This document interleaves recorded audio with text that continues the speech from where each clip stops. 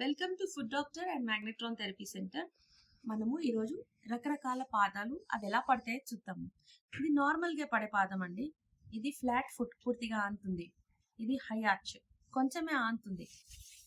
ఇలా ఆనడం వల్ల పాదము వంకరగా పడుతుంది.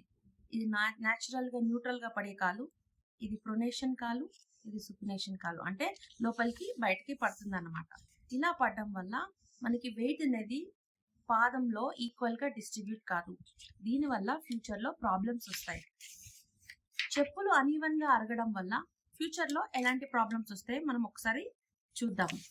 హీల్ పెయిన్ రావచ్చు, knee pain, back pain, neck pain. ఎందుకంటే పాదం వంకరగా పడడం వల్ల ఈ పై బాడీ పార్ట్స్ అన్ని రాంగ్ గా మిస్అలైన్ అయిపోతాయి అన్నమాట.